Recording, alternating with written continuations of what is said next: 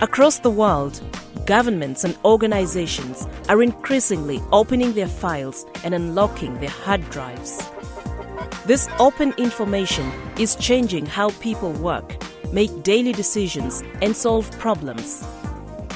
Open data makes a government or an organization give out information it has been collecting for years for its own use and making it available for anyone to use.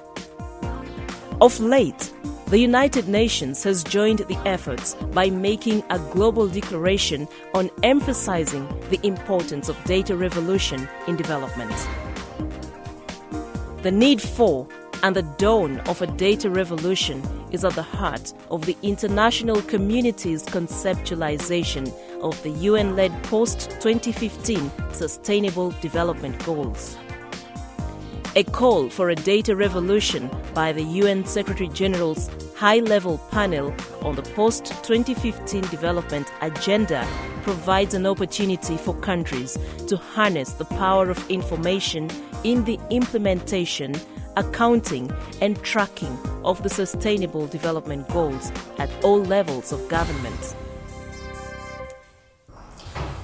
Many people think that data is about figures and spreadsheets and statistics, but actually data is much more than that. It's about making sense of those figures and telling stories with those figures. So until stories are created out of this data, until somebody makes sense of this data, it actually doesn't make sense in many respects. So it is very important that we make sense of these figures, tell people the stories, and help decision makers make better decisions.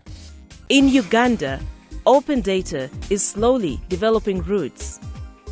Businesses in every sector are beginning to understand the economic potential of open data. Ministries, local governments, and schools have also started to appreciate the positive influence of data in planning, decision-making, resource allocations, and good governance. We can even use that data for planning. And even to address some other problem we're having in the school, we can use that data.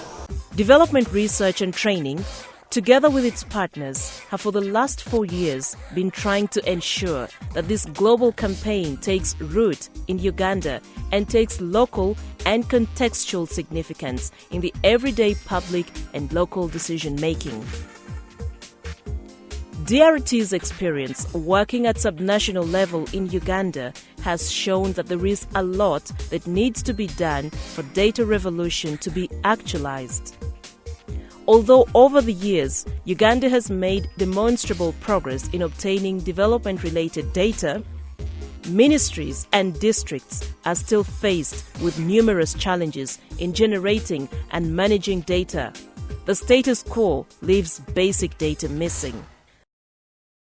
Data collection has not been easy, and is not yet easy, because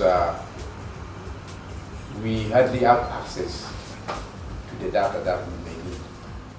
For example, when we need maybe data on market prices in different areas, we have to find our own way of getting it from some other organizations, not through the district commercial officers.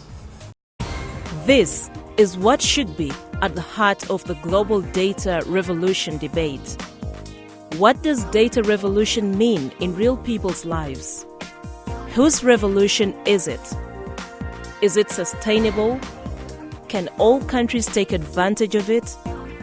Between 2014 and 2015, DRT and development initiatives have been trying to understand different aspects of data revolution in a landmark study called Joined Up Data Uganda. The study, being piloted in 2 districts of Uganda, Katakwi and Kitgum, wants to understand the data ecosystem infrastructure and how much of a revolution is already taking place.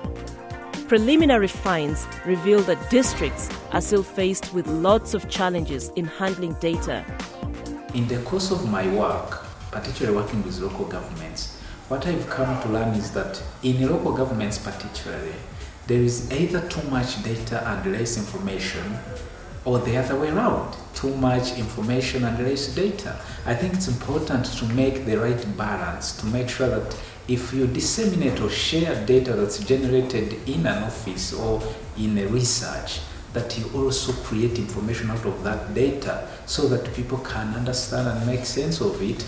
Most districts lack capacity to collect, analyze, and share data due to lack of human resource, equipment, and other resources.